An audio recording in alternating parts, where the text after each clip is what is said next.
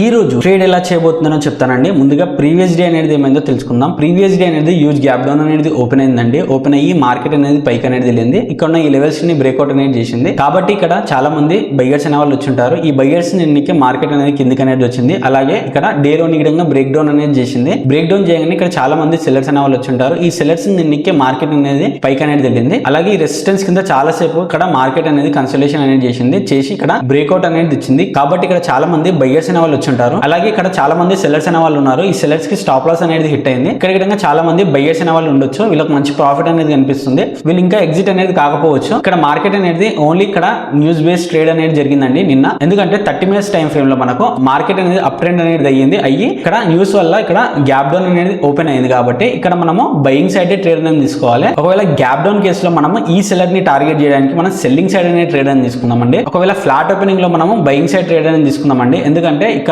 Buyers అనే వాళ్ళు ఉన్నారు. వీళ్ళకి ఫస్ట్ మార్కెట్ అనేది భయపట్టించినాక మనము బయింగ్ ట్రేడ్ అనేది తీసుకుందాము. అలాగే గ్యాప్ అప్ కేసు లో మనము బయింగ్ సైడ్ అండ్ ట్రేడ్ అని తీసుకుందామండి. ఎందుకంటే ఇక్కడ సెల్లర్స్ స్టాప్ లాసెస్ అనేవి హిట్ అవుతాయి. అలాగే ఇక్కడ ఉన్న బయ్యర్స్ మంచి ప్రాఫిట్ అనేది ఉంటుంది. అలాగే మార్కెట్ అనేది అప్ ట్రెండ్ లో ఉంది. కాబట్టి మనం ఇక్కడ బయింగ్ సైడ్ అనే ట్రేడ్ అనేది ప్లాన్ అనేది చేద్దాం. ఇక్కడ ఈ లెవెల్స్ అనేవి చాలా ఇంపార్టెంట్ అండి. ఈ లెవెల్స్ అనేవి నేను బ్యాంక్ నిఫ్టీలో డ్రా చేసి నేను ప్రతిరోజు టెలిగ్రామ్ ఛానల్లో పోస్ట్ అనేది చేస్తూ ఉంటాను. ఇంకా ఎవరైనా జాయిన్ కాకపోతే వెళ్ళి జాయిన్ అనేది అవ్వండి. వెయిట్ చేద్దాం. మార్కెట్ అనేది స్టార్ట్ కాబోతుంది. ఇక్కడ ఉన్న బయ్యర్స్ ని భయపట్టించేసిందండి మార్కెట్ అనేది. ఇక్కడ చూడండి గ్యాప్ డౌన్ అనేది ఓపెన్ అయింది. కాబట్టి మనం ఇక్కడ బయ్యర్స్ అనేది కన్సిడర్ అనేది చేయదు. కాబట్టి ఇక్కడ మనం బయింగ్ సైడ్ ట్రేడ్ అనేది తీసుకుందాము. వెయిట్ చేద్దాం. ఒక మంచి సెటప్ చూసి మనం ఎంట్రీ అనేది ప్లాన్ అనేది చేద్దాము. ఇక్కడ చూడండి మార్కెట్ అనేది అప్ ట్రెండ్ అనేది జరుగుతుంది. చిన్న రీట్రేస్మెంట్ మీద మనం ఎంట్రీ అనేది ప్లాన్ అనేది చేద్దాము. ఇక్కడ చూడండి నేను ఎంట్రీ అనేది ఇక్కడ ప్లాన్ అనేది చేస్తున్నానండి.